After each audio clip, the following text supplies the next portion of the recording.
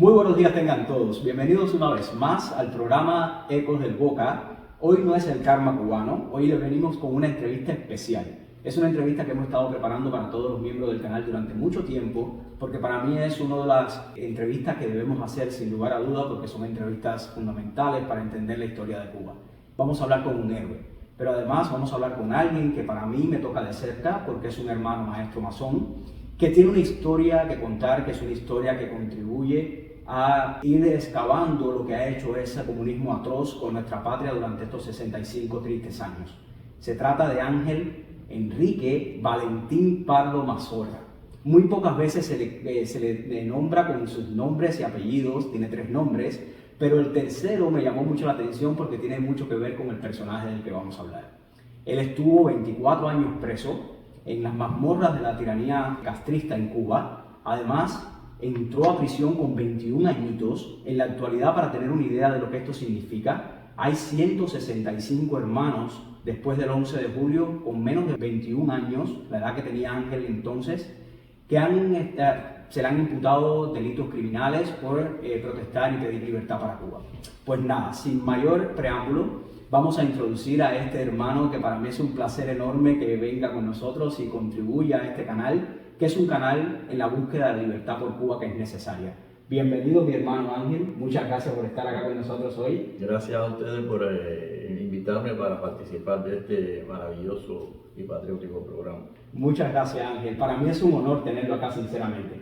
Hoy vamos a hacer un bosquejo por su vida. Yo sé que ha sido muy complicado, no quiero repetir, usted tiene varios libros, usted tiene alrededor de 6, 7 libros escritos o más. Usted ha escrito poesía, ha escrito su historia en un libro que tengo por acá. Este libro que para mí es fundamental, es un libro escrito en primera persona que a mí me hizo entender más su vida. ¿Qué decirle? No voy a entrar en particularidades del libro porque recomiendo a todos comprarlo y leerlo, pero sí quiero hablar de algunos pasajes que para mí son fundamentales. Lo primero que quiero preguntarle es acerca de su niñez. Usted es de Punta Brava, ¿verdad? Yo nací en Punta Brava el 16 de diciembre de 1942. Soy hijo de padres de la fraternidad. Mi papá era maestro masón, mi mamá hija de la Acacia, y nuestra casa era en sí un templo masónico porque era la fraternidad lo que se inspiraba y se practicaba en nuestro hogar, a tal punto de que fui bautizado en la logia. Al año después soy lobatón, mis hermanas también fueron bautizadas en la logia, y desde pequeño pues me inspiraba lo que era la historia de Cuba, ya que no solo en la escuela, ya desde el kindergarten pues me imbuían para que yo declamara. Me gustaba la declamación desde pequeño. Yo decía los versos sencillos de Martí, inclusive ya a los 6 años en el parque frente al busto, un 28 de enero, pues yo clamé unos versos de Martí. Después, como nací en Punta Brava, pueblo histórico, porque fue donde cayó Antonio Maceo, cerca de ahí en San Pedro, pues la historia siempre estaba enmarcada en lo que era ese ambiente también del pueblo. Todos los 7 de diciembre pues se hacían los desfiles. Yo estaba en la escuela, yo practicaba música también, tocaba en la banda, recitaba en el acto de Maceo, y ahí se desfilaba. Mi abuelo era el director de la banda municipal. Oiga. Y yo empecé a estudiar música, pero no la seguí porque toda mi familia por parte de padre era músico, mi hermana música, mi papá también tocaba violín, o sea que también estaba ese ambiente, pero la música la empecé pero no la seguí porque después pasé a estudiar el bachillerato, y yo quería más bien estudiar la carrera de Derecho, que era la inspiración también por parte de mi padre, porque mi padre era procurador público, tenía una oficina en el pueblo, había sido también juez en una oportunidad del pueblo, y era una persona en el ambiente político también, y dentro de la fraternidad pues también se destacaba llegaba mucho. Dentro de ese ambiente, pues yo me desarrollé. Qué interesante. ¿La logia suya, cuál es el nombre de su logia? La logia es Fraternidad y Constancia. Que está ahí, es una logia histórica. Centenaria, histórica, desde los años 1800 fue fundada, y sirvió también para fundar después muchas logias dentro de la localidad. Y a la logia, a 14 años, ingresé en la logia jefe José Badosa Casanova, que era auspiciada por la logia Fraternidad y Constancia. Allí ocupé varios puestos, pero la mayor parte del tiempo me nombraban elocuente para que yo fuera el que dirigiera la palabra. Así en los actos que se hacían el 28 de enero, pues si yo no decía una poesía, porque me gustaba también la poesía, pues tenía que decir unas palabras, tanto el 28 de enero en la logia, como en los actos del liceo, en los actos del parque, en el desfile del 7 de diciembre. O sea que siempre estaba imbuido en ese ambiente patriótico fraternal que fue el que me fue formando a mí. Qué interesante. Su padre llegó a ocupar puestos cargos en la logia, ¿verdad? Sí, no, fue gran maestro, diputado gran maestro en varias oportunidades. Venerable maestro. Venerable maestro de la logia. Venerable maestro de la logia. Haya ocupado distintos cargos anteriormente y fue diputado gran maestro, representante ante la alta cámara también. Qué interesante, es una logia muy importante la suya, porque hay varios patriotas que salieron de la logia Fraternidad y Constancia. Cómo no. Mi padrino también era un masón fundador de Fraternidad y Constancia, José Anaya, y también el padrino de mi hermana también era también maestro masón. Oh, wow. O sea que siempre estábamos ahí dentro de ese ambiente. ¿Usted recuerda el nombre de la logia casista que pertenecía a su mamá? Porque también era dependiente de la filial número 8. La filial número 8. Era la logia casista, la cual mi mamá fue gentil mentora. Oh, wow. Después mi hermana mayor también fue gentil mentora, y mi hermana más pequeña no iba a ser gentil mentora porque ya en ese tiempo pues ya estaba también en los trámites para salir de Cuba, pero también fue hija de la casa. Mi abuela también fue hija de la Acacia, y una tía mía también. Oh, wow. Es decir, toda la familia, cuando se hacía una actividad en la logia o en el liceo, en un lugar, decía, bueno, la familia Pato lo cubre todo, porque mi hermana tocaba piano, y el otro hermano también recitaba, papi hablaba, si no tocaba violín, yo recitaba, tenía que hablar, la familia Pato cubre el programa. Ustedes hacían el programa completo de cultura que tocaban. Y así en ese ambiente, también agradezco mucho a mi padre, porque también era muy amante también de la historia. Él nos llevaba a conocer parte de la historia, nos llevaba a la casa donde nació Martina Calle Paula, en la fragua martiana, que estaban también muchas pertenencias, también muchas veces actuamos mi hermana y yo declamando frases de discursos de Martí. Íbamos al Mariel, por donde se desembarcó Maceo cuando entraba, o sea que siempre mi papá nos estaba enseñando y nos llevaba para que conociéramos bien lo que era la historia de Cuba, y ahí fue donde surge esa formación. Eso es muy interesante escucharlo de su voz, porque yo no sé por qué las generaciones nuevas de cubanos piensan que el patriotismo parte a partir de la educación comunista, y es todo lo contrario. Todo lo contrario. Ellos destruyeron toda esa tradición comunista, porque ellos querían borrar toda esa historia. Para ellos la historia comienza desde el 59 en adelante, sin embargo es cuando empieza la antihistoria. Correcto, a reescribirla para que sirviera a sus intereses. Por eso es que esta entrevista es tan importante, Ángel, porque los héroes para la generación mía, yo tengo 43 años, o sea, yo nací ya cuando ese comunismo tenía más de 20 años en Cuba. Para la generación mía los héroes son otros, son los héroes de la dictadura, no son los héroes reales que son ustedes, los del exilio histórico, los presos políticos, los que han muerto luchando contra el comunismo. No nos consideramos héroes, nos consideramos es parte del deber del cubano que tenía cierta dignidad y formación, porque yo estudié en una escuela pública, y allí en la escuela pública pues todos los viernes hacía un acto cívico. En el acto cívico pues recitábamos, cantábamos canciones cubanas, la bayamesa, el mambí, todo eso nos iban enseñando, se decían poesías. Yo recitaba mucho la poesía Los Dos Príncipes de José Martí, Oh, wow. que cada vez que siempre que llegaba a algún lugar tenía que yo recitar, no que diga Los Dos Príncipes. Se la pedían, se la pedían. Ya eso era la poesía principal mía, Wow. Los Dos Príncipes de Martí. Qué interesante. Vamos a adelantar un poquito en el tiempo. Cuando llega el 59 usted tenía 15 años recién cumplidos, porque usted es de 42, 16, 16 años tenía, sí. Tenía 16, 15, 16 años. En ese momento usted todavía no era masón. No.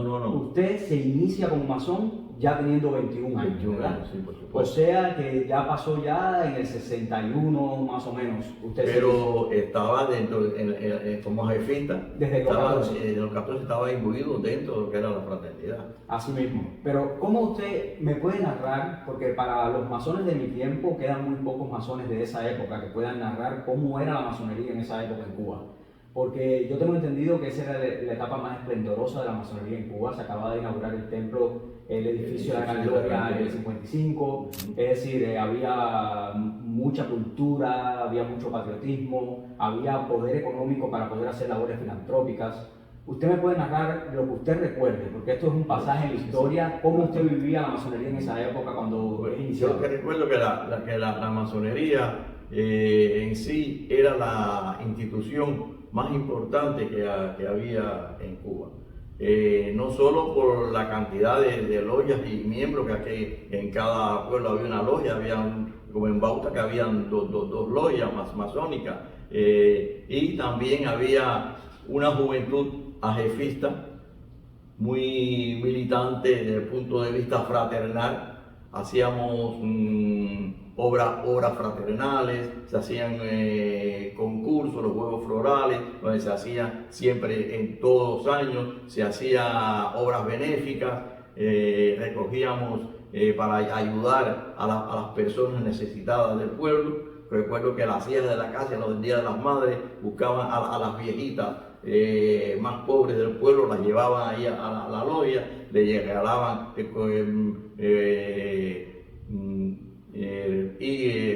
cosas de costura, telas para que hicieran vestidos, le daban una serie de objetos. Se hacía una ceremonia muy linda el Día de las Madres. En las Navidades los ajefistas pues llevábamos habas para las distintas personas necesitadas. Wow. La logia también auspició la Liga Antituberculosa. Eso fue auspiciado por la masonería, por la ley, principalmente Fraternidad y Constancia en Punta Brava, que era donde estaba la sede principal de la Liga Antituberculosa, pues se hacían exámenes a la tuberculosa, se la daba todo a tipo de asistencia. Estaba el Asilo Nacional Masónico Yazó, estaba el Asilo Ajefista. O sea, era una labor muy amplia, tanto de vista fraternal y humanitaria, que realizaba la masonería en la época republicana. Y eso se sentía en el pueblo. Las personas reconocían a los masones como alguien bien... Era una persona muy respetadas e importante, y en el pueblo ser masón ya tenía, como decía yo, una carta blanca para cualquier lugar donde iba. Cualquier cosa que se identificara, pues ya era un masón, y enseguida trataban de ayudarlo. Y se sabía ese amor fraternal, que no era politiquería, Claro. ni mucho menos, pero que existía dentro de la fraternidad, dentro de ese ambiente en el que yo me cultivé. Qué interesante. De ahí viene algo muy importante en su vida cuando usted termina la etapa del bachillerato, que estábamos hablando ahorita, que usted fue a escuelas públicas. Cuando termina el bachillerato, yo tengo entendido que usted ingresa en la Universidad Masónica de Cuba. Sí, mira, cuando ya está el curso de la Revolución andando, nosotros dentro de la logia de fiesta, pues inclusive damos conferencias contraponiendo las ideas comunistas con las ideas martianas. Ya en esos años. En esos años, dentro del ajefismo ya habíamos creado también un movimiento conspirativo en contra de la dictadura comunista, ya dentro de las filas ajefistas. Te voy a decir que por la prisión pasaron más de 1.500 ajefistas. Wow. Ya con eso te digo todo. Y cuando yo termino el bachillerato, ya estaba la universidad funcionando nuevamente, la Universidad de La Habana. Yo iba a matricular la carrera de Derecho. Ya el marxismo estaba haciendo ya secuela principal para los estudios, yo no iba a estudiar marxismo, y entonces decido matricular en la Universidad Masónica. Que se encontraba en la sede. En la sede del Gran Templo. En Carlos III y Velascoín. Sí, en el 10º piso. Eran 3 pisos que tenía la universidad. Y yo matriculo ahí, paso mi primer año de Derecho, entro en el segundo año, ya viene final de 61, principio de 62, la nacionalización de las escuelas privadas. Todas las escuelas tenían que estar bajo el control del régimen, y pues yo ahí decido no seguir estudiando. Es interesante eso que usted me está contando, porque en la Universidad Masónica de Cuba, cuando ya está en la sede del edificio del templo, del edificio de la Carlos III de Velascoín, yo he leído, ¿no? Todo esto que yo lo cuento de referencia, obviamente yo no lo viví como usted, por eso es tan importante escuchar su testimonio. Yo he leído que los profesores trabajaban muchas veces pro bono, es decir, trabajaban sin cobrar. Eran profesores muy eminentes, donde estaba Carlos Manuel Piñero del Cueto, que era el gran maestro, sí. Y habían otros profesores que eran eminencias, figuras públicas muy importantes. ¿Usted recuerda algo de un día a día de la Universidad Masónica de Cuba en el piso 10? Porque yo tengo entendido que eran pisos 8, 9 y parte del 10, sí. Que después lo perdemos, que hasta hoy está siendo usurpada por la dictadura, que no nos ha devuelto. Sí. Ladrones que son, los comunistas siempre son unos ladrones. Sí. Y entonces yo tengo entendido que ahí había muchos profesores eminentes, y me encantaría, más o menos para el que no lo vivió, que no se imagina que la masonería tuvo tal impacto en la enseñanza en Cuba. Más o menos usted recuerda cómo eran los turnos que se daban, dónde eran las aulas, si eran ahí mismo en el templo. ¿Quién es algún profesor que recuerde usted? Yo sé que es muy difícil, hace muchos años, pero... Sí.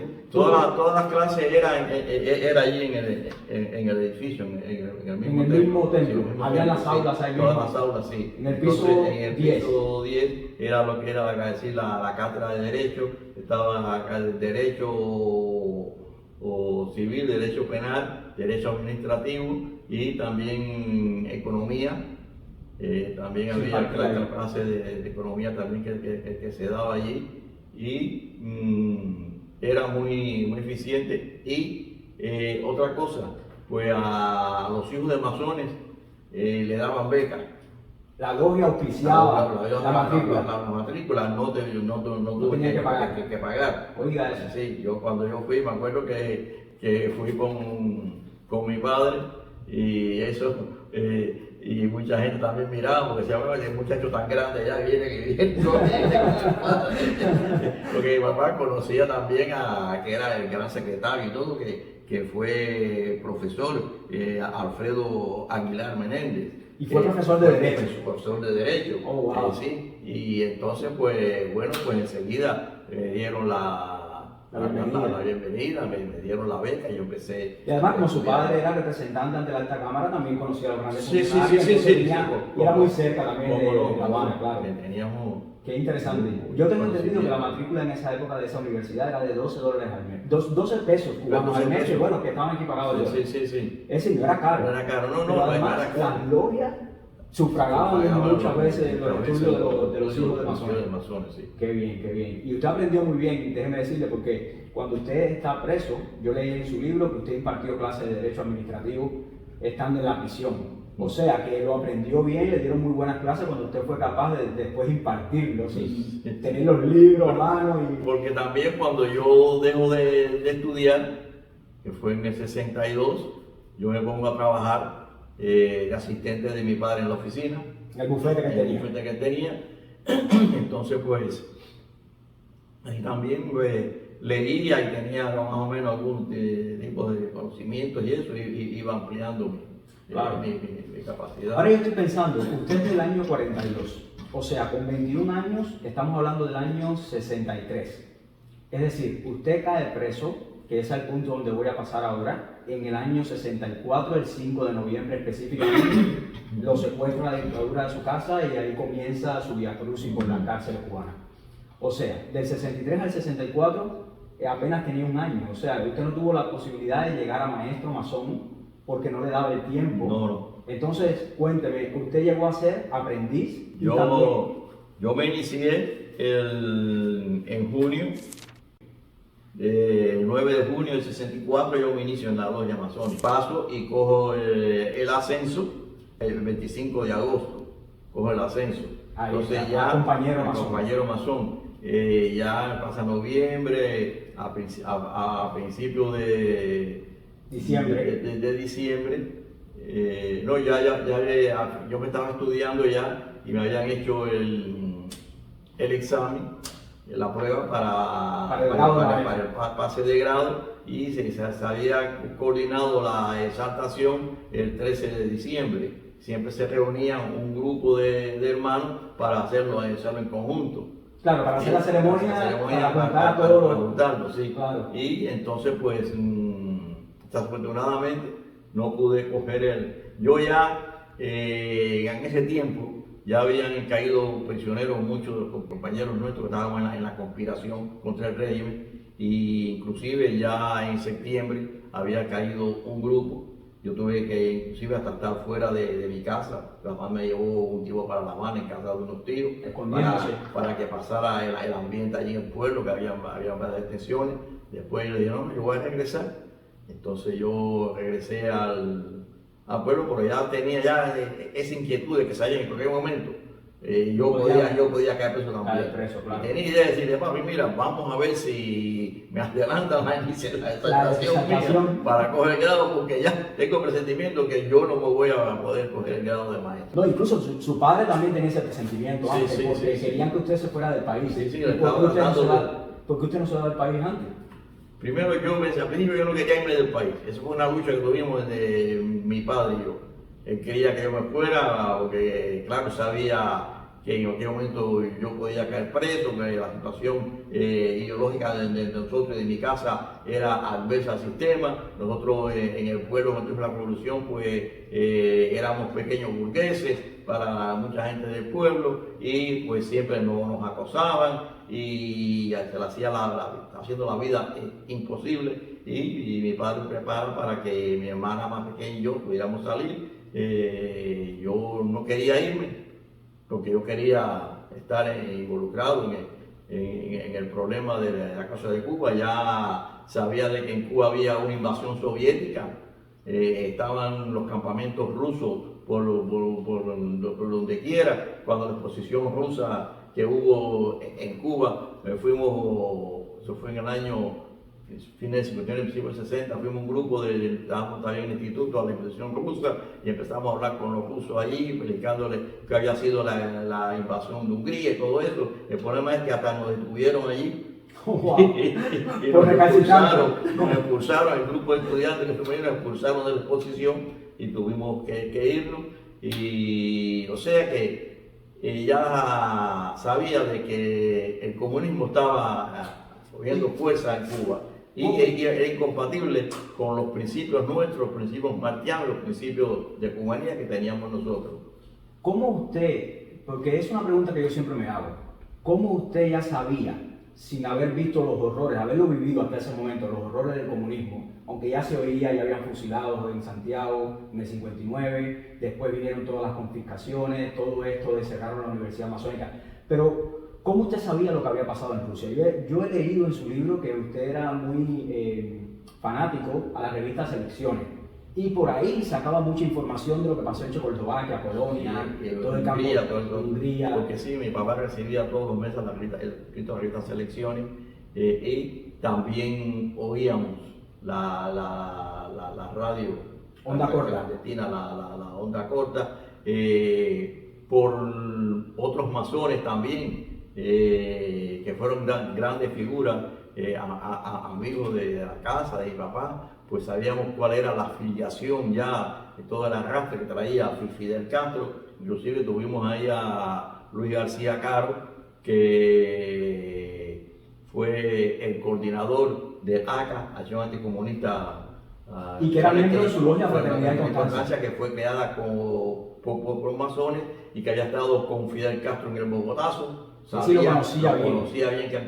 quién era Fidel Castro, cuál era su formación y lo que venía para Cuba. Y antes del triunfo de la revolución, pues en casa se sabía los errores que se iban a cometer, se estaban cometiendo y lo que le esperaba a Cuba. Y todo eso, pues nosotros lo íbamos incorporando y también dentro de las efimos, pues lo íbamos también esparciendo y hacíamos escritos, dábamos conferencias. Por eso las EFIMO siempre fue una piedra en el zapato del comunismo. Sí, siempre. Desde que llegan al poder en el 58, ya a finales del 58-59, ellos tratan de eliminar las EFIMO hasta que lo consiguen. Sí. Qué interesante. Después usted termina en la prisión, compartiendo prisión con Luis García Caro, en La Cabaña. Porque incluso ambos llegan a sesionar en Mártires de la Cabaña, en la logia. Cuando yo caigo preso,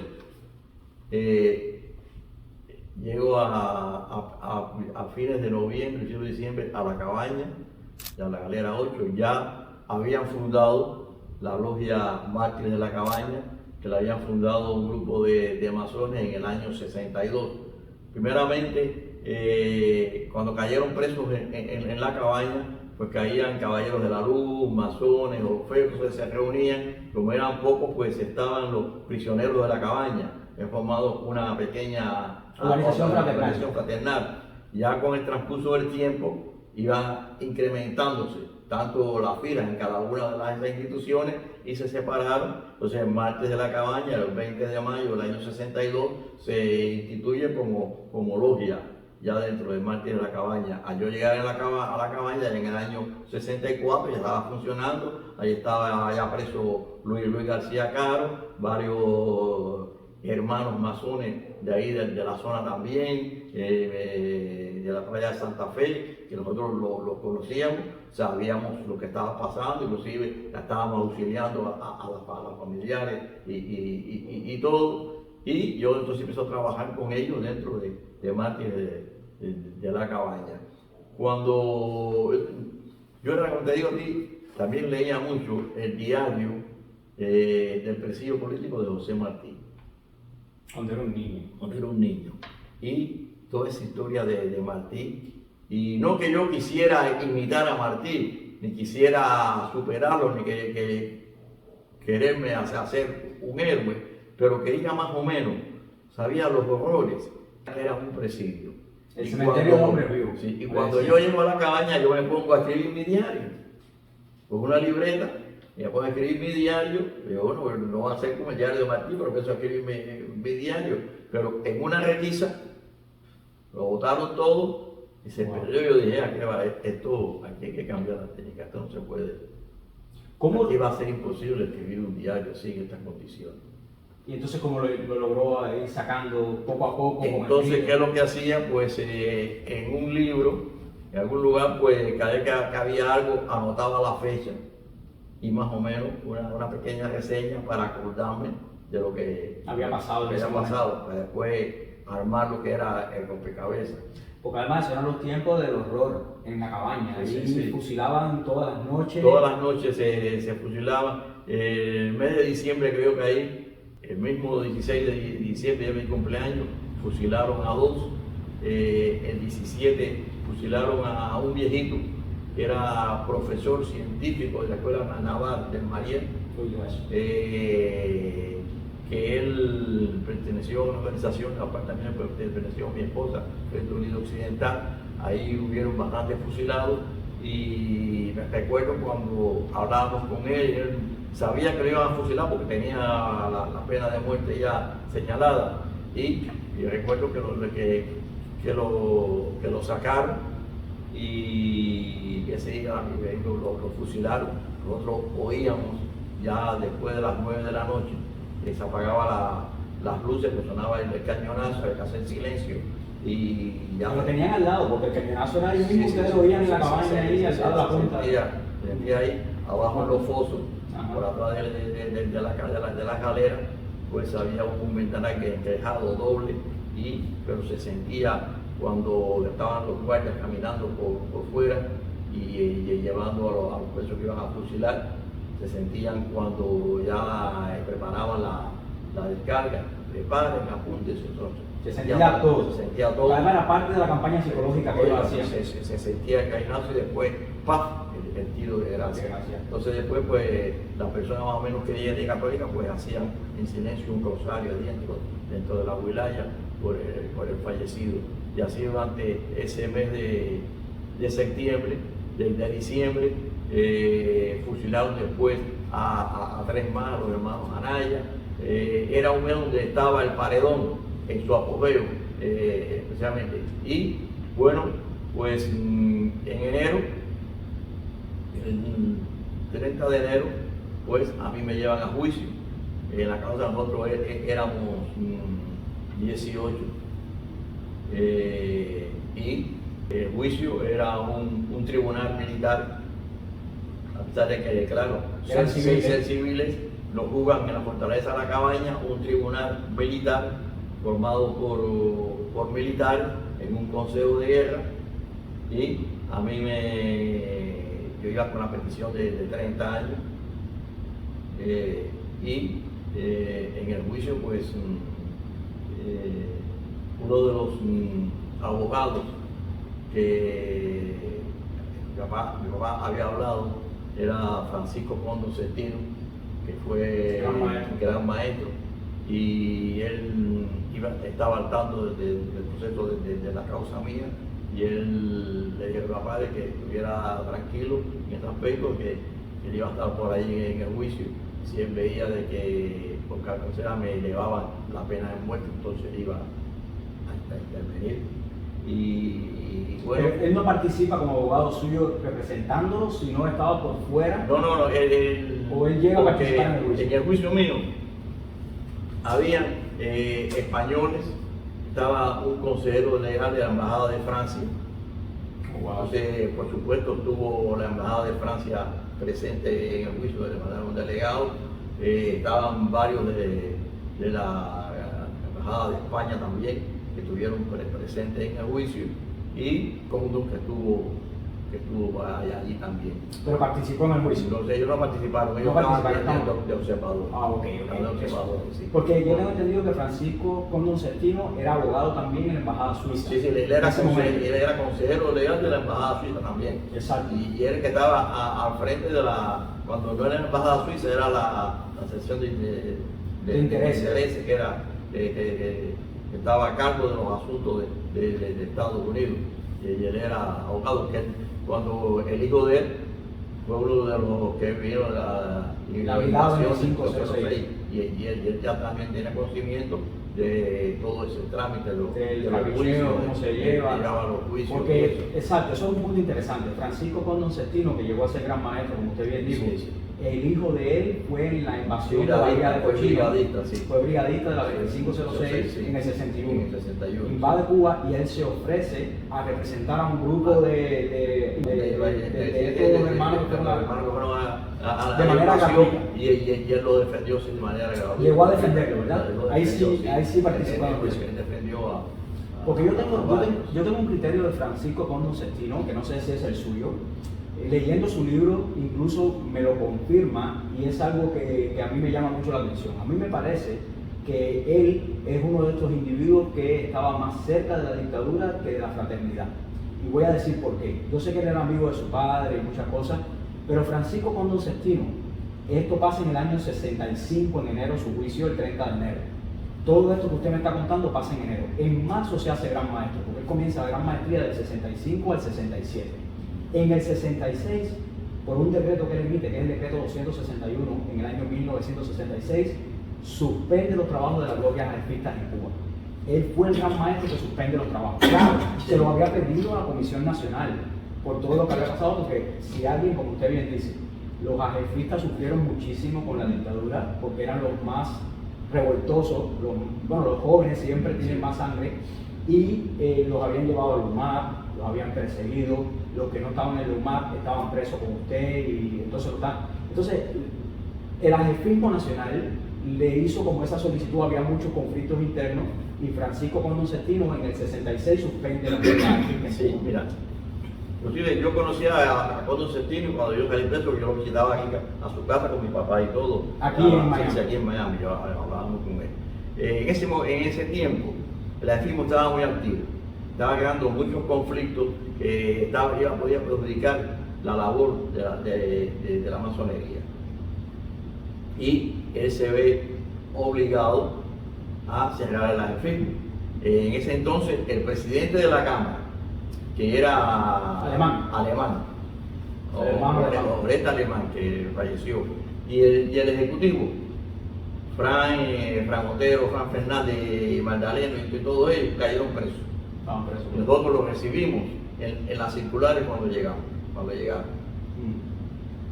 O sea que ya estaba creando ya un conflicto muy grande la AEFISMO por su militancia activa contra la dictadura, y ellos, entonces, ¿qué es lo que hacen? Pues bueno, hay que suspender la AEFISMO. Pero hay otra cosa que hace el Cosmo Sestino estando en Cuba que a mí me da mal sabor de boca, y es en el año 67. Él emite el tercer, que todo eso en el libro de Camila, que creo que está, de Camila Costa, sí. Esta periodista brillante, esta joven valiente, que además es esposa, es pareja de un hermano, Santiago, que es un amigo además. Pues Camila lo narra en el libro.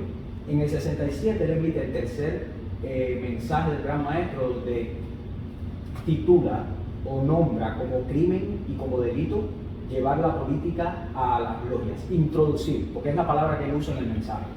Y cualquiera que introduzca temas de política y religión en las logias es criminal o es un delito. Y eso para mí es una de las cosas que necesitaba la dictadura para callar a la masonería, que definitivamente esos son años muy convulsos. Estamos hablando de los primeros 5 o 6 años de la dictadura en Cuba, y que todas esas fueron medidas que fueron tomándose para lo que pasa hoy en la masonería. Sí, pero mira, de hecho, respecto a los estatutos de la masonería, no se puede hablar ni de política ni de religión.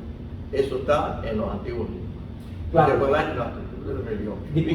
Discutir política ni religión. Inclusive, yo tuve una siendo jefita, eso a mí no se me olvida. Estábamos en la logia de Arroyarena, tuve una comisión a visitar la logia de Arroyarena. Y me mandan a hablar a mí. Yo empiezo a hablar de las ideas de Martí en contra del comunismo. Un viejito masón que estaba ahí pide la palabra y me manda a callar, que yo no podía hablar de lo que eso era tema político, y no podía hablarlo en la sesión. Y sin embargo, no era tema político, porque estábamos hablando de punto de vista patriótico e ideológico. Y ya desde aquel entonces, allá algunos masones que estaban increpando la actividad de las AEFISMO. Precisamente por eso, porque no se puede hablar ni de política, aquí tampoco. Claro. Aquí no se puede hablar ni de política ni de religión. O sea, tú puedes, pero eso es una cosa que nosotros también tenemos aquí en la masonería nuestra, que nos titulan irregulares, porque no nos acogemos a muchas de las prácticas de una masonería regular. La misma federación, cuando se instauró aquí en los Estados Unidos, pues se funda como un organismo de combate para luchar por la libertad de Cuba. Y también sabemos de que en Cuba, ya en el año 61 se funda el movimiento clandestino masónico, que fue un movimiento para luchar también en contra de la dictadura comunista. Así es. O sea, que de alguna forma, por un lado te dice, no se puede hablar de política, pero lo que yo considero eso no de política partidista. Ese es el punto. Ese es el punto. Estamos hablando entre juristas. Y a mí me encanta ese tema porque es un tema que he tocado mucho en el canal. Y lo que dice la ley, hay un precepto jurídico que dice, que usted lo conoce muy bien, que donde la ley no distingue, no cabe distinción, no debemos distinguir.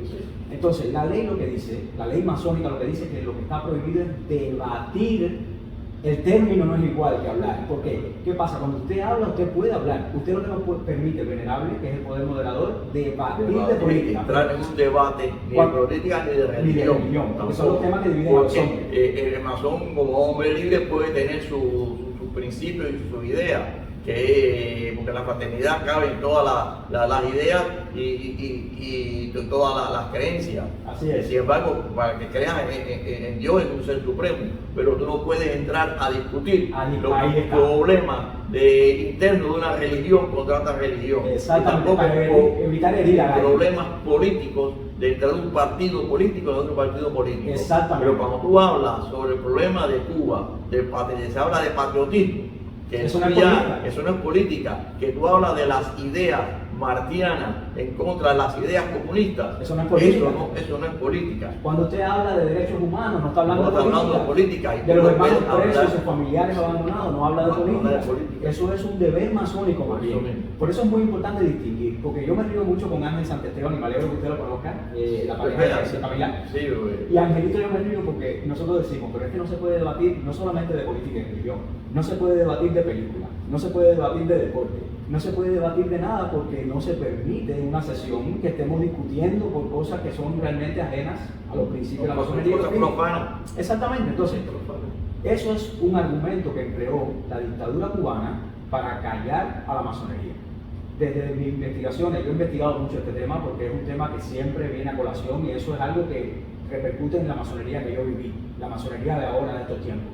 Y en Cuba no se habla de los hermanos presos, que desgraciadamente tenemos 3 hermanos masones ahora, dentro de los 1.152 presos políticos que hay en Cuba en estos momentos, hay 3 hermanos maestros masones, José Daniel Ferrer García, el hermano Ferrer, está además Emanuel Robles Pérez, que es de la Logia Virtud en Batabanó, y ahora hay un nuevo hermano que es de Santiago de Cuba, que es de La Maya, un municipio de Santiago, que se llama Adrián Pupo García, que lo acaban de sancionar ahora hace una semana a 1 año de trabajo profesional con internamiento. O sea, de estas cosas que te obliga el comunismo a trabajar para ellos gratis y esta explotación. Pero a donde voy es, la masonería en Cuba en la actualidad se desentiende de estos temas porque considera que hablar de estos 3 hermanos que están presos ahora, sin contar los 75 que habían 13 maestros masones, dentro de los 75 incluyendo los hermanos Ferrer, tanto José Daniel como Enrique, pues la masonería actualmente considera que eso es hablar de política. Y no se da cuenta que es hablar de fraternidad, de un hermano en desgracia que debemos socorrer por juramento, es hablar de derechos humanos, es hablar de lo que pasa en esa sociedad, que mientras los masones, que somos los mejores, o supuestamente de lo mejorcito de la sociedad, seguimos callados porque pensamos que eso va en contra de nuestros principios, nos mantienen excluidos del debate necesario en esa sociedad que necesita rescatarse. Sí, pero tú sabes que la masonería actual, hace una gran época para acá, es una masonería controlada, parcializada por el régimen. Absolutamente. Sabemos que el registro de asociaciones, a través de esta señora Diego, pues mantiene el control de lo que es la institución masónica.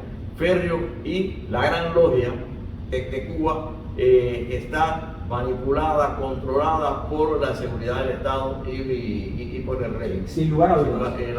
Los últimos grandes maestros han sido inclusive agentes de la seguridad del Estado, desde Collera Bento hasta Francisco Hernández, todos, Basilio, Barreto también, todos han tenido que someterse, unos porque ese es su principio, su doctrina y son comunistas. Así es. Y otros porque el régimen, o bien por chantaje, o bien por conveniencia, pero están trabajando de acuerdo a los dictados del régimen. Además, el firme pasaporte. Hoy en día, si sabemos de que es un delito, no solo no discutirlo ya, sino plantearlo, ya es un delito. Así es. ¿Por qué? Porque no te lo permite lo que es la organización actual de lo que es la masonería cubana, que en sí no es una masonería libre, no es una masonería independiente, sino una masonería sumisa y sujeta a los dictados del comunismo, de la tiranía castrocomunista. Así mismo, y coincido plenamente con usted, Ángel, porque además eso es algo que se ve más hoy. Hoy es evidente, tenemos incluso al sinvergüenza de Collera Bento, José Manuel Collera Bento, que hizo declaraciones públicas en un programa en YouTube, donde él declara ser el agente Gerardo y que conspiró y tiempo que tuvo desde el año 70 y pico. Otra cosa, en el año 73, yo me acuerdo que mi papá me mandó un recado y mira, ya tú no eres masón activo. Digo, ¿y qué pasó? No, hubo un decreto de que todos los masones que están en prisión, se han ido a ya hay que darlo de baja de las logias. Así que a nosotros nos dieron de baja de las logias. O sea, de que hasta eso, ni siquiera a mantener una relación, un vínculo fraternal, aunque estuviéramos en prisión, estaba prohibido por la masonería cubana. O sea, de que sabemos de que ha sido de esa forma, por eso el caso de la masonería cubana es un caso atípico. ¿Por qué? Porque eso no se ha visto nunca en los anales de la historia. Así es, porque además los regímenes comunistas enseguida eliminan a la masonería. Cuba no la eliminó, es decir, la dictadura cubana no la elimina, pero la adapta para que le sirva a sus intereses. Porque además es algo que pasa con todas las religiones y organizaciones fraternales en Cuba. Pero por eso le digo, incluso hay héroes para nosotros, ¿no? O personajes muy importantes de la masonería cubana, como por ejemplo Tarajano. Tarajano, yo tengo declaraciones de Tarajano donde él está de acuerdo con la reforma agraria. Y eso es contra la propiedad y eso es contra todo, pero también es el contexto histórico donde muchos buenos cubanos estaban engañados, estaban con falsas informaciones, venía incluso de la República después del 33, que esto es otra historia más larga, donde ya el comunismo ya venía calando en la educación en Cuba desde el 25 con la formación del Partido Comunista y con todo lo que pasó en Cuba, y por eso muchos buenos cubanos se fueron y estuvieron en esa duda, después se dieron cuenta de que estaban siendo engañados, manipulados. Exactamente. Estaban siendo manipulados por el régimen. Exactamente. Por eso es que al principio sí hubo ciertos baches dentro de los régimen, pero por otro lado te digo, estaba la otra contrapartida. Estaba el movimiento clandestino masónico. Sin duda. Que estaba allá, sabía Luis Cuervo. Que incluso llegan a... ¿Usted llega a estar preso con Jesús Luis Cuervo Calvo en La Habana? Yo no lo conoció preso.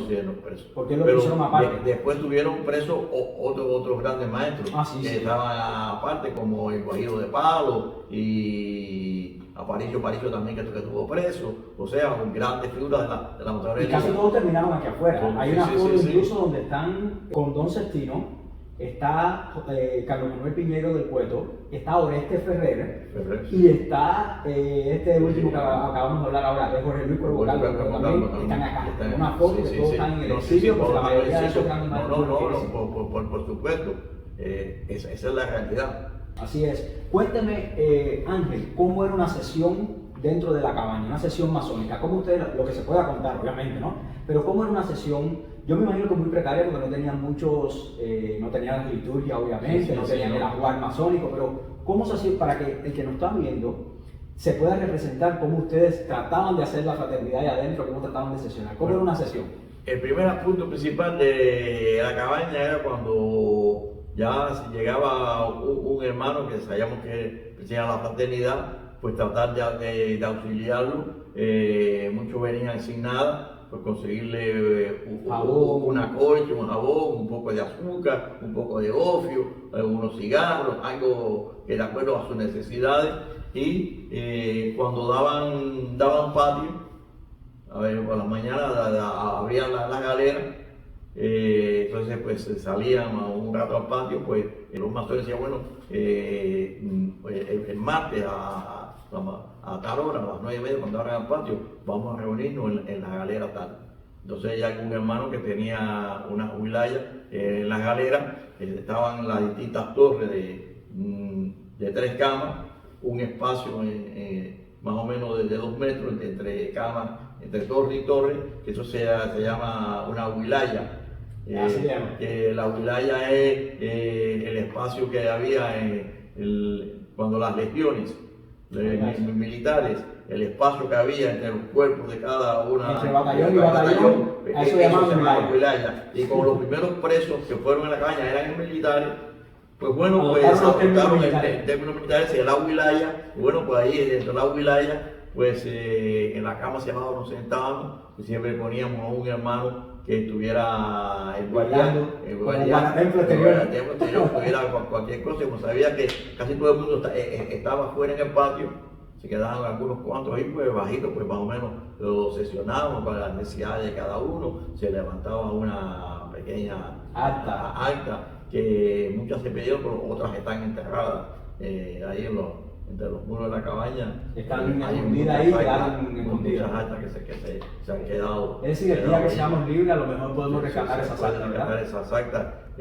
Si queda algún vivo, que creo que va a ser imposible, de un hermano de aquella época que sabe Sepa dónde en esté. lugares específicos donde estaba, pues así nos sesionaban, íbamos en distintos lugares, y cada vez que había o una vez al mes o 2 veces al mes, pues más o menos. También cada vez que daban patio, pues durante el patio pues nos reuníamos los masones ahí grupitos y conversábamos y eso, bueno, que hasta hacía falta para hacer la visita, esto y lo otro, tratábamos de socorrernos y ayudar. Se sentía la fraternidad, ¿verdad? Juicio, que te pasa. Bueno, yo puedo saber que fulano va en cierta día que mandar un recado a tu familia para que se lo va a llegar a tu familia y eso es lo otro, que estaban a celebrar juicio, que a veces estaban incomunicados y la familia no sabía ni cuándo iba a ser el juicio ni nada. O sea, esa era la labor que se realizaba. Y ya después, a cada rato había traslados, pues muchos nos trasladaban por un lado, otros para otro, y así se iban desintegrando, pero casi siempre cuando había más o menos un grupo de masones, pues tratábamos de... 7 o más, hacían una logia. Como hicimos después, en las circulares, que en cada circular también funcionaba una así mismo. Usted lo trasladan de la cabaña a la Modelo en Isla de Pinos en marzo del 65. Ajá, sí. Si mal no recuerdo. Sí, Estoy bien, más o menos por ahí, ¿verdad? Porque usted tiene una excelente memoria. 30 de marzo. 30 de marzo lo trasladan en Cordillera a Isla de Pinos. Pinos, sí. Ok, cuando usted llega a Isla de Pinos son 4 circulares. Cada circular usted se encuentra que tiene una logia ya formada, o ustedes son las que la forman una vez que lo trasladan ahí. Cuando nosotros llegamos a primero nos llevan hay 4 circulares y 2 edificios cuadrados grandes. Primero nos llevan para esos edificios cuadrados hasta que más o menos nos chequean y nos ponen en bloques a trabajar, porque éramos condenados a trabajo forzado y nos ponen a trabajar. Después un día viene un traslado y nos trasladan, nos sitúan las distintas circulares. Ya en las circulares, cuando yo llego ya a la circular 3, y en la circular 3 ya, claro, ya había una logia formada ya, sesionando. Sí, estaba la logia funcionando, estaban las logias AEFistas, había en el 4º piso uno de las AEFistas en su celda, era el encargado de conservar la biblioteca. De eso iba a hablar, de la biblioteca, entonces ahí tenía los libros puestos ahí, entonces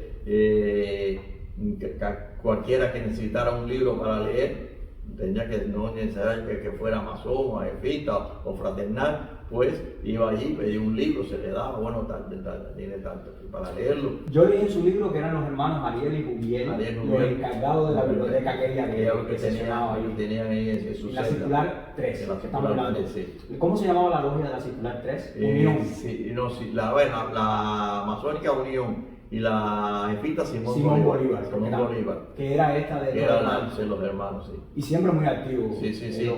Los jefitas siempre realizábamos la sesión en las circulares. El último piso, en vez de hacer por celda, eran unos cuadros grandes. Entonces siempre pues o bien algún masón, 2 o 3 que estaban en los cuadros, nos facilitaban el espacio, o si no algún amigo, no miren, siempre los fines de semana, un sábado o un domingo, que era cuando ya uno podía descansar, pues subíamos el cuadro de ellos y hacíamos es decir, subían a la galera de ellos, que estaban en la celda de ellos y ahí hacían la sesión. La sesión y eso, ya con más...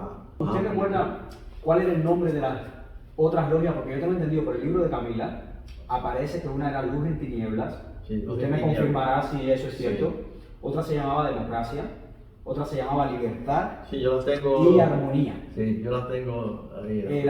Le parece más o menos los nombres, ¿verdad? Sí, porque es muy difícil recordar todo. Sí. Qué interesante, o sea, cada circular tenía su logia de masones. Pues, estamos hablando entonces que por lo menos había 28 masones. Estaban los masones, los caballeros tenían sus logias, también tenían sus logias. También se hacían revistas. La masonería tenía la revista Fraternidad, que se editaba. Y se pasaba entonces clandestinamente. Entonces cuando también se pasaba de una circular a otra, se pasaba. Cuando se cruzaban algunos bloques y eso se le daba a un hermano para que la leyera, entonces se circulaba la revista también y se daban conferencias todos los actos patrióticos se celebraban. Se celebraban actos patrióticos también ahí y siempre ustedes se mantenían celebraban y siempre siempre la mantenía tradición esa tradición, ¿cómo no? Qué interesante. Después de ahí, a ustedes los trasladan a, bueno, hay varios traslados, los llevan, pero hay una ocasión donde a usted, unos meses después, lo llevan de nuevo a Villamarista. No sé si recordará por el tema de la carta que le encuentran a Mongo Grau, donde usted le advierte sobre el gordo, porque no hemos hablado de eso, pero yo no quiero hablar mucho, darle mucho chichi, como decimos acá en Estados Unidos, del libro, porque quiero que las personas lo compren, para que lean en primera persona, como usted lo narra, que me encanta su libro, porque es un libro que es desgarrador, donde uno se da cuenta de lo cruel que es esa dictadura, con el libre pensamiento, porque al final usted no hizo nada, usted no mató a nadie, no hemos hablado de la causa por la que usted entró, pero fue una causa completamente fabricada por un individuo que precisamente se lo presenta un hermano de logia, le presenta al gordo, a este señor que termina siendo doble agente, a este esbirro de la dictadura. A usted le fabrican una causa donde usted lo que había tomado era una foto de una de estas bases soviéticas que estaban cerca de su casa. Lo llevan, le imponen una pena de 30 años de privación de libertad, ese es el juicio que hicieron el 30 de enero del 65. O sea, hay un momento que usted está en Isla de Pino, en la Modelo, y lo trasladan a Villamarista, que usted no sabía ni a dónde lo llevaban, pero lo trasladan precisamente para cuestionarlo porque habían encontrado esta carta que usted se la había dado a Condón Cestino, a Francisco Condón Cestino. Por eso que yo le digo, para mí me resulta muy sospechoso el personaje, porque cuando usted lo llevan a Villamarista, que me da mucha... estoy contándoselo y estoy recordando su libro, que usted cuando lo regresan perdió las pertenencias suyas que le habían dejado en Villamarista porque lo engañaron, le dijeron que estaba en el maletero del auto y nunca estuvo, en fin. Le dicen allá que era porque había encontrado esa carta en casa de Mongo Grau cuando registran la casa, en fin. Y esa carta había salido a través de su abogado, o de este señor, de este hermano masón, que era Francisco Condón Cestino. Usted nunca sospecha de Francisco Condón Cestino, no, de nada, porque para usted siempre fue... Él le llevó la carta a Mongo Grau. Él cumplió su cometido como... Yo le mandé la nota una vez que él me va a ver a la cabaña, yo le cuento lo ocurrido con el gordo, porque el gordo también haya tenido contacto con Pola Grau y con Mongo Grau. Ellos son familia de Grau San Martín, ¿verdad? Sí, es sobrino de Grau. Sobrino nieto del presidente. Y sobrinos nietos de ellos, dos de ellos estaban también en las cosas, caímos presos juntos, que estábamos conspirando juntos. Entonces, yo le advierto, le voy a decir a Mongo, todavía no había caído preso, le mando a decir de que el gordo era un agente de la seguridad del Estado, que era un doble agente. Había llegado infiltrado a Cuba como agente de la CIA y era el coronel Maño, que era un doble agente, coronel de la inteligencia, y toda la información que se le había pasado a la seguridad del Estado, y que para advertirle, y cuando le hacen el registro a Mongo Grau, entre todas las cosas que le cogen a Mongo, que ellos tenían 30 años para mandar información para traer, cogen también la nota que yo le mando. Y por eso me mandan a mí a buscar la seguridad de Estado para ver. Entonces yo se lo dije, como el abogado mío, a comer como el abogado de juicio nada, y eso yo le mandé el recado que se le diera a Mongo Grau, eso no tenía nada, claro, no tenía nada trascendencia. Sí. O sea que no sospecha nada y todo le parece. No. Porque a mí lo que me llama la atención es cómo permiten que Francisco Condón Cestino, en todo esto que está pasando, todo esto pasa 64, 65, ya él era gran maestro. Por lo que yo he podido determinar por estos años, yo he conocido más de 10 grandes maestros de los últimos, por supuesto, de lo que yo he vivido con ellos, de Francisco, de Panchito, Basilio, todos ellos para acá. Yo he podido determinar que para llegar al puesto de gran maestro y de soberano en Cuba, tú tienes que ser parte de la dictadura, te tiene que permitir llegar por alguna forma.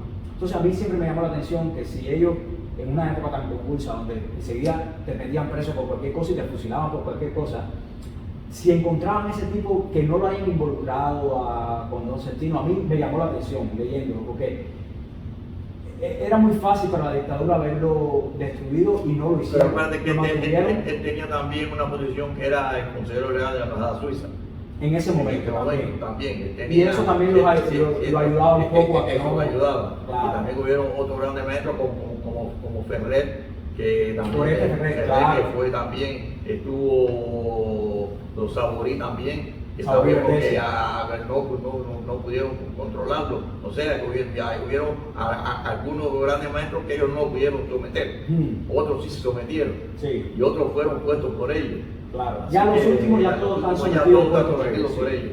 Pero en aquel momento todavía había algunos, igual que el Guajiro de Palo, que también, y después Cacá de Preso también. Claro. O sea, Sí, que sí. hubieron varios de que sí, eran figuras dentro de la masonería y estaban tratando de funcionar, pero No claudicaron. Ellos nunca se no entendieron. claudicaron, nunca se entendieron. De ahí viene una etapa donde usted lo trasladan a Boniato. Usted está en Boniato en dos ocasiones. Una en el año 70 al 76, que son 6 años, y luego que viene la historia de las tapiadas, con todo lo que lo pasó, que no vamos a adelantar eso porque ya lo he visto en otras entrevistas suyas. Yo he visto todas sus entrevistas antes, y me fascina porque realmente es cruel ver lo engañados que estamos los cubanos de la realidad de esa dictadura atroz.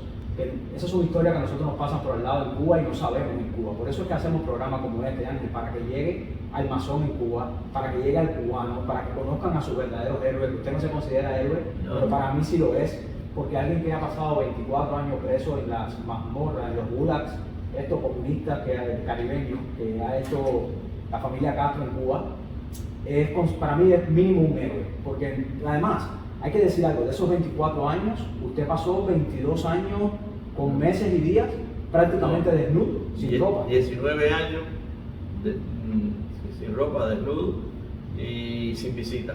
Y sin visita. 19 años sin ver a la familia. Primero fueron de 2 etapas. Primero la parte de los primeros años de la tapiada, los 7 años en Boniato, que ya ahí no tuve visita ninguna. Después. Durante los 7 años no tuvo visita porque su familia no podía desplazarse a Santiago. Ni tampoco estaba. No se lo permitían tampoco. Al principio también estuvimos año y pico sin visita allá en Pinar del Río, la ciudad desnuda. Que le llamaron la ciudad desnuda. Cuando salimos de Isla de Pino, que ya desactivan Isla de Pino, pues nos llegan por todos los lugares. El gran grupo fue para Pinar del Río, para Sandino, Melena, y allí los que viene el cambio de la ropa amarilla para la ropa azul, la ropa de los presos comunes, y nosotros no nos íbamos muchos nos negamos a ponernos esa ropa, y el grupo de nuestros pues nos llevan después para la prisión sin medio Pinar del Río. Allí nos tienen desnudos completamente,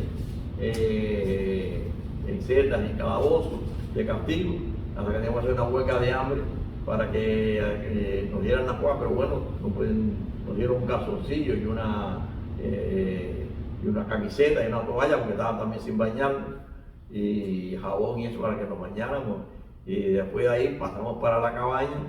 En la cabaña estuvimos un tiempo, tuve como 3 o 4 meses con visita. Vinieron las huelgas de hambre.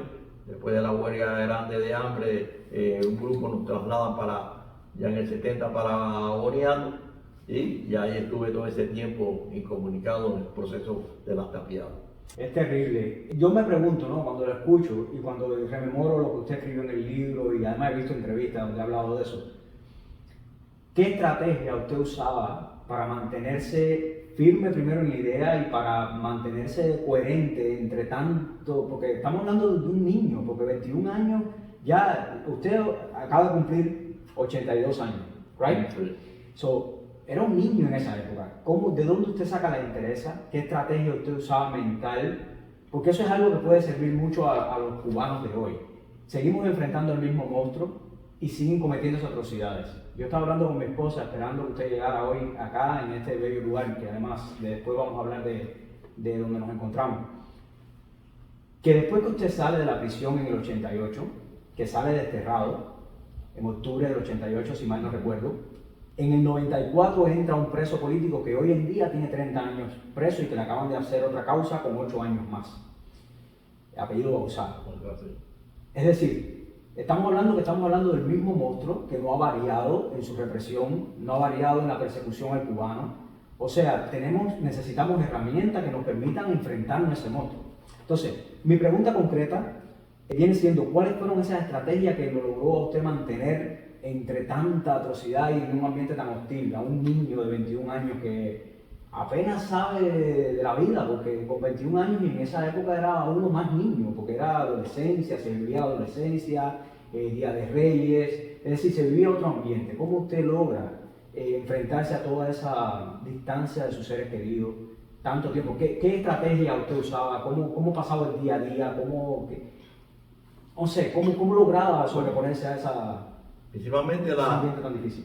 la formación que yo... La base le caía. La base que traía.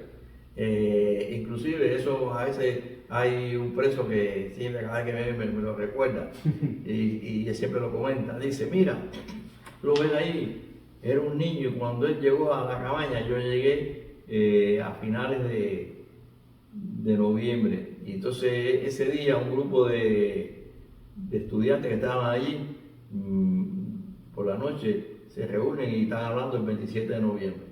Fusilamiento de estudiantes de medicina. Oiga eso. Y algo así. Yo estaba ahí, bueno, acababa de llegar. Digo, ¿me dejas decir una palabra? Dice, sí. Entonces digo una poesía que yo pensé el 27 de noviembre de los estudiantes de medicina. Entonces uno se quedó. Y siempre, ese señor, yo lo llamo ¿Se lo recuerda? Siempre me lo recuerda. Y no que yo quería ser más que nadie ni nada, pero como te digo, yo cuando llego ahí, yo entonces empiezo a recordar de todo el proceso histórico del mismo presidio político de Martí. Y como te digo, empecé a hacer un diario, y yo, claro, yo tenía una formación, allá habían presos que sí, habían intelectuales, habían doctores, habían individuos que habían sido miembros del ejército, otros ya también del ejército rebelde, que estaban presos, o sea, personas capacitadas, otros guajiros que no sabían mucho ni leer ni escribir. Y pues yo también sabía algo de psicología, ya cuando en las clases de psicología y más o menos me gustaba siempre esa materia, y yo sabía que tenía que yo sobreponerme y vencer el medio donde me estaban ubicando. El momento ese de la cabaña, de la galera, era terrible. Era más o menos de este lado, cuando habíamos casi 500 personas, todo el mundo hacinado. Yo tenía que dormir, me dieron pusieron una colchoneta, porque para coger cabaña hay que hacer por escalafón. Los más antiguos la iban cogiendo, los nuevos teníamos que dormir en el piso. El piso me tocó adelante donde estaba el urinario y eso ahí, y tenía que dormir. Ya temprano por la mañana había que recoger el colchón porque ya había que limpiar y todo ese ambiente. Y de verdad que había que sobreponerse a ese medio. Y después, bueno, pues cuando ya habían para ir al patio, pues uno salía y tenía el aliciente de los hermanos masones, de los hermanos del pueblo, de la gente de la causa, y bueno, pendiente a que pudiera sobrevenir. Y si me tocaba que me fusilaran, bueno, yo decía, bueno, seré uno más, habrá que afrontarlo. Por suerte no me tocó. Y después fue el plan de trabajo forzado en Isla de Pino, donde ahí me acordaba de los campos de concentración que había en Rusia, cómo la gente trabajaba, cuando teníamos que ir caminando con el pico para dar pico, para partir la piedra y todo eso. En una oportunidad pues me llevaron a trabajar a Labra, donde estuvo preso Martí. Oiga, y allí tuve que estar chapeando alrededor y llegaban, mira, parece mentira que por aquí estuvo el apóstol Martí, todas esas cosas, todos esos recuerdos. Y la finca de Catalán Saldá. Sí, lo llevó allá. Entonces, pues bueno, pues me ponía también a escribir poemas y a escribir más o menos rememorando esa historia. ¿Usted sintió en algún momento que no podía más, o todo el tiempo estuvo firme en sus convicciones, o tuvo un momento en que dudó por qué lo hacía? Porque yo me imagino, sobre todo en el tema masónico, ¿no? Poco a poco, con esto mismo que pasa en el 73, que usted me cuenta que su padre fue un día y le dijo, bueno, ya no eres más miembro numerario de la logia porque vino un decreto del gran maestro que dice que los que estén presos ya hay que darle de baja. ¿Usted sintió en algún momento la decepción le embargó la duda en algún momento de algo? No, ¿Verdad?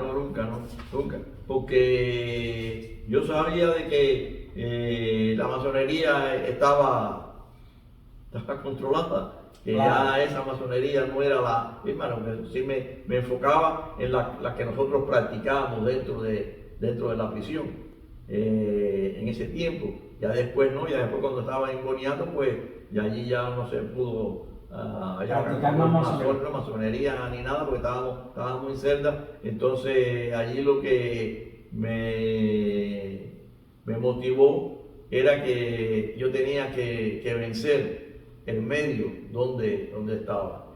Y yo siempre, cuando leía los libros de psicología, leía uno que se llamaba La interpretación de los sueños y todo eso. Y entonces los primeros poemas que yo escribía cuando podía, conseguíamos un pedacito de lápiz de papel en la cajita de cigarro, en papel fino. Pues cuando tenía un sueño, más o menos el delirio que me despertaba, empezaba a escribir más o menos lo de ese sueño. O si no, me enfocaba en algo, como una arañita como tejía y eso, entonces por ahí tejía. Cogimos para vencer la incomunicación, abrimos huecos para comunicarnos con la cortívula de una celda y otra. Entonces pues hablábamos, comentábamos y dábamos algunas clases y siempre manteníamos la mente ocupada. Y fuera del lugar donde estaba. Tuve una suerte que una oportunidad caí en una celda con un señor que ya mayor, que era repentista. Y él conocía mucho de poesía. Entonces él me daba clases y más o menos me instruyó en todo lo que es la temática de la métrica, soneto, yo sabía más o menos algo que había dado en el instituto, de algo de literatura, pero él lo de él era el soneto. Y también al lado había un muchacho que también le gustaba la poesía. Y cuando aquello ya estaba lo que era la poesía libre, y él no decía, hacíamos algo, se lo dejaba, él decía, esto es un churro. No. Mira, ustedes aprendan lo que es poesía. Después que ustedes aprendan lo que es hacer poesía, ustedes pueden darse el lujo de hacer lo que quieran. Pero primero vamos a estudiar lo que es la poesía. Lo que es la teoría, para después llegar a la práctica. Toda la métrica, toda la teoría, la semántica, todo. Entonces, porque él lo era el soneto. Y él entonces nos enseñó todo eso. Entonces, pues, ahí yo me empezaba a escribir. Él nunca escribió nada. Él solamente enseñaba. Él enseñaba y él componía. Pero ¿qué es lo que hacía él? Cuando ya él vivía en la torre arriba, eran 2 torres, y él se ponía y decía, ¿te molesta? No había molesta. Se veían cuando estuviera rezando, pero repitiendo las poesías. Para aprenderse a la memoria. Memoria, y así las ubicaba de 10 en 10.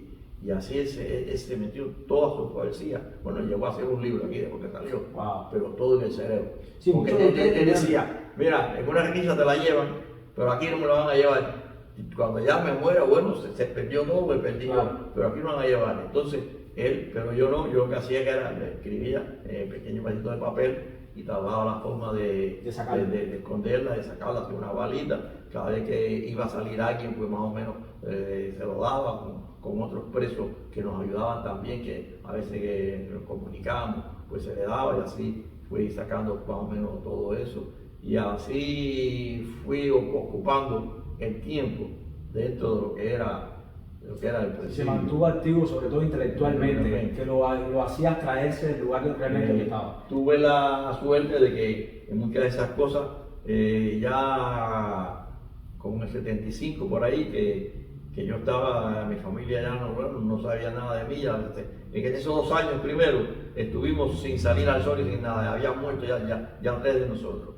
Y bueno, pues yo le digo, mira, yo lo único que quiero que tú cuando vayas a mi casa, le dije a papá de parte mía que se vaya del país, porque ellos, ya mis hermanas habían salido, ellos estaban solos, estaban haciendo la vida imposible. Mis padres, mi papá y mi mamá, y traten de irse del país porque ellos allá aquí, papi tiene relaciones, en el extranjero puede hacer mucho por mí. Entonces, bueno, ellos prepararon las cosas y salieron por España.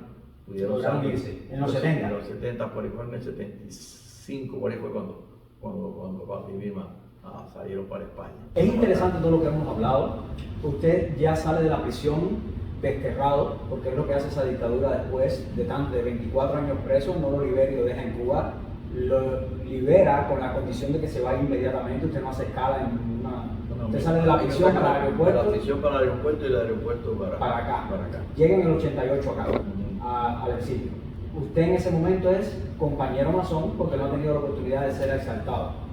Ya en ese momento, acá en el exilio, existe la logia Mártires de la Cabaña, sesionando ya como logia. Exactamente. Cuando usted llega acá, usted se afilia a esa logia. Yo me afilio a Mártires de la Cabaña y entonces pues me hago la ceremonia, nuevamente el examen, me hacen la exaltación y entonces adquiero el grado de maestro. De maestro masón. Y pues estuve funcionando todos esos años, fue ocupando varios puestos. Primer vigilante, orador. Iba a decir eso, orador seguro. Orador, tengo 4 años, venerable maestro también. Y entonces cuando el Mártir de la Cabaña estaba incorporada a la Federación de Masones Cubanos Exiliados, Cuba primero, y cuando a Alfredo Valdés Felipe, que fue jefita de mi logia, era de Punta Araba, después a jefita de la logia, fue venerable también de Fraternidad y Constancia. Aquí fundó con los fundadores de la logia Luz y Constancia, fue también venerable maestro de esa logia. Cuando fue presidente de la federación, él me nombró en su candidatura como orador de la federación. Entonces yo estuve de orador. Fue gran orador entonces de la federación con Alfredo Valdés, de presidente de la federación. Qué bien. Usted tiene grado filosófico, tengo entendido, sí, ¿verdad? yo tengo el grado 33. ¿Usted posee el grado 33 wow. De la masonería? Yo ingresé en los grado filosófico, 14, 18, 32, 33, que el Supremo Consejo Iberoamericano. Y formó parte, llegué a ser el gran ministro de Estado. Wow. Bueno, para finalizar, ¿qué mensaje usted le enviaría a los masones en Cuba primero y a los cubanos en general? Pero primero los masones en Cuba. ¿Qué mensaje le gustaría enviarles si tuviera la oportunidad de que lo escucharan, que seguro lo van a escuchar por este video? ¿Qué le gustaría decirles que según su experiencia, lo que ha vivido, sobre todo con respecto a la masonería, con el tema de la política, las logias y estas cuestiones que son tan tergiversadas por el régimen comunista, de cortarnos a nosotros la capacidad de ser libres pensadores en una patria que tanto nos necesita? ¿Qué mensaje le gustaría enviar? Primeramente, el masón es un hombre libre de buenas costumbres. Desde que ya entra la masonería, pues su principal misión y formación es no solo llevar la fraternidad y la hermandad a los hermanos, sino mantener y transmitir los principios de la fraternidad, que la masonería que es libertad, igualdad y fraternidad. Dentro de ese tríptico, pues cabe lo que es el origen de la masonería, la formación del masón como hombre libre y hombre de bien, que debe transmitir esas ideas y esos conceptos a los demás. Y los conceptos principales es el concepto del patriotismo y del humanismo, que es la base fundamental ideológica por lo cual se nutre la masonería, que eso es independientemente de lo que es política. Porque el hecho de que tú como masón hables y plantees los problemas desde el punto de vista filosófico de los derechos humanos, del derecho a la libertad, a la igualdad, de luchar y buscar lo que es una sociedad justa para todos, que tú plantees eso no es hablar de que si fulano está en un partido político, pues el otro. Pero ya sabemos de que hay una base principal. Lo primero que te piden al masón es si crees en un ser supremo. En Dios. Ya si tú crees en un ser supremo, ya sabemos que una ideología adversa que niegue la existencia de ese ser supremo es incompatible con los principios de la masonería. Absolutamente. Entonces, el hecho de que tú ya, no tú hables de religión, pero que tú hablas de lo que es la idiosincrasia del ser supremo como ente magnánimo y creador del universo, pues ya ahí para muchos vas a entrar en contradicción con los postulados de la doctrina que está gobernando el país, que es la que quiere imponer esos fundamentos dentro de las logias. Así es. Por eso la logia es, decimos, apolítica, pero desde el punto de vista apolítico, dentro de ese marco está lo que es engendrado el sentimiento patriótico y de cubanía, que es heredado de nuestros próceres, nuestros mambises. Sabemos cuando la guerra de independencia, mucho antes, se crearon en América las logias Lautaros, que ¿cómo fue creada la Lautaro? Francisco Miranda, precursor de lo que es la masonería latinoamericana para luchar por la opresión de los pueblos. La misma CMI emitió en el año, creo que fue el 85, la Carta de Montevideo, una carta de Montevideo que se suscribió en Montevideo, donde plantea la necesidad de luchar contra todo yugo o hegemonía. O sea, de que ellos mismos reconocen que es una lucha innata en la masonería, de la fraternidad masones, de luchar contra toda opresión. Y si el comunismo es la opresión de los pueblos, se cae de la mata, que hay que luchar contra él. Entonces, el masón que mantenga sus principios, no está yendo en contra de los antiguos límites, está yendo en contra de los postulados masoneros, al contrario, lo está afianzando. Y el hecho de que no, porque dice que la masonería tiene que ajustarse al sistema de gobierno que hay en un país.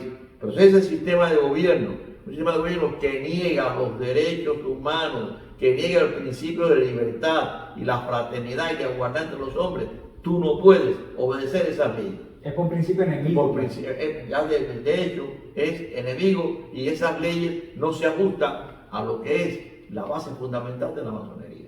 Así es. Por eso es obligación de la masonería, como bien lo declara la CMI, lo declaró en la Carta de Montevideo, luchar contra toda opresión, contra todo yugo o hegemonía que trate de oprimir a los pueblos. Porque la masonería es luchar por la libertad de los pueblos, para que los hombres, como hombres libres, también construyan una sociedad de hombres libres, no una sociedad represiva como es el comunismo. Así es. Muchísimas gracias, Ángel, de verdad. Hay que saber distinguir claramente entre lo que es política y patriotismo. Y patriotismo es una de las bases de la masonería en cualquier país donde se establece. Porque nosotros, como usted bien dice y como usted viene de esa generación, venimos de esa playa, sobre todo usted, de esa enseñanza masónica en el seno de las logias, desde el jefismo, desde que era los huetón, porque ahí yo voy a mostrar documentos donde usted tenía apenas meses de nacido y usted fue bautizado por la masonería. O sea, que ya le viene ahí el patriotismo en la sangre de la familia, y además es un deber masónico que tenemos que cumplir todos. En fin, muchísimas gracias de verdad por esto. Quiero darle un regalo, algo que hacemos desde el canal. El canal mío está compuesto por patriotas, por personas que como usted, como yo, seguimos luchando por la libertad de Cuba desde una posición pacífica. Nosotros no apoyamos la violencia. Por lo menos yo entiendo que Cuba puede ser libre de manera pacífica, como lo está haciendo las Damas de Blanco, como lo está haciendo José Daniel Ferrer García, como lo inspira la masonería, que claro, Sí. adelante. Mira, yo sé de que en estos momentos la lucha en Cuba es una lucha pacífica, pero hay que distinguir también lo que es pacifismo y lo que es lucha pacífica. Sin duda. Sin duda. Hay duda. que distinguir. No es lo mismo. No es lo mismo. Y otra cosa, el derecho a la beligerancia Es un derecho reconocido también, no solo por los orígenes de los derechos humanos, y los orígenes de las Naciones Unidas, y también en la Constitución, los fundamentos básicos de los derechos fundamentales del hombre es el derecho a la beligerancia. Cuando un individuo ve que está oprimido, sus libertades, sus derechos, tiene el derecho, el deber de rebelarse contra ese sistema. Con los medios necesarios. Los medios que estén a su alcance. Los medios nuestros sabemos que eran distintos a los medios que hay ahora de lucha. Por eso te digo de que aunque se haga una lucha pacífica, deben tener en cuenta de que la beligerancia también está innata. Es una herramienta más de esa lucha pacífica. Sin lugar a dudas, y coincidimos plenamente. El derecho a la rebelión es un derecho reconocido en la Carta de las Naciones Unidas del año 48. Es uno de sus artículos, de los 30 artículos, y es un derecho que debemos ejercer. Lo que pasa es que en ese punto yo apoyo muchísimo lo que es la lucha no violenta, porque entiendo que es la vía, que tenemos la herramienta más posible que tenemos en la mano para ser libres cuanto antes. Ese pueblo completo es el que debe estar en las calles pidiendo libertad para nuestros presos políticos, los familiares, los masones, las organizaciones fraternales y religiosas.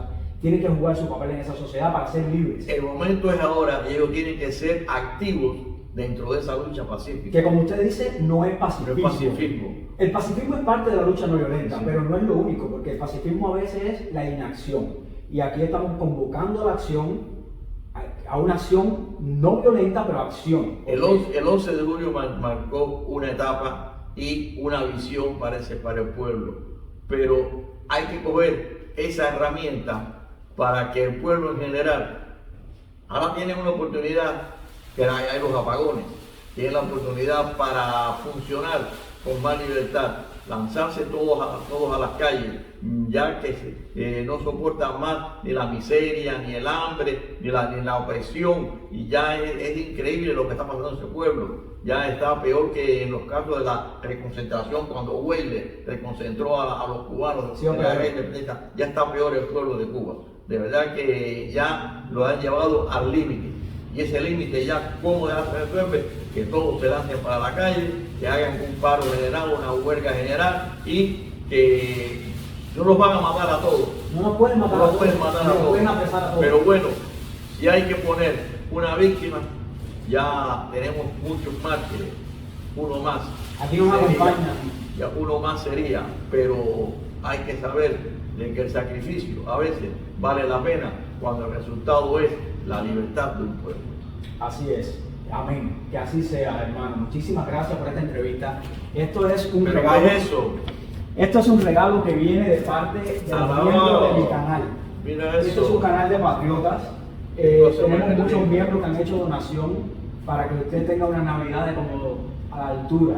Esto, por supuesto, esto es solamente un obsequio mínimo de lo que usted representa para personas como nosotros.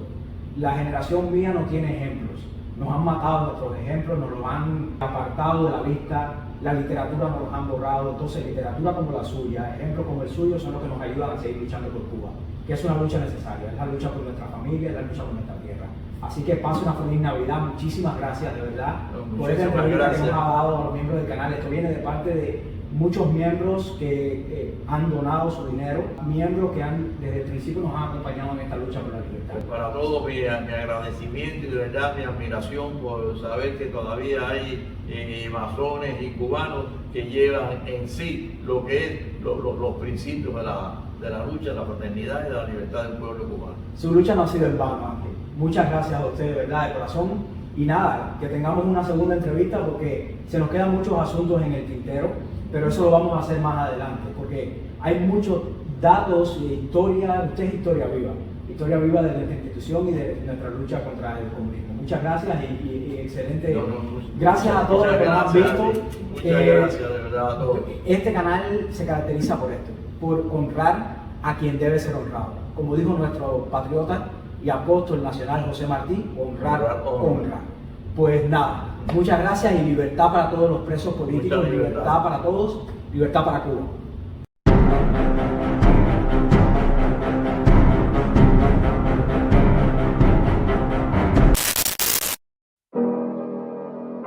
El karma cubano es culpa de nosotros mismos, que aún persistan los tiranos.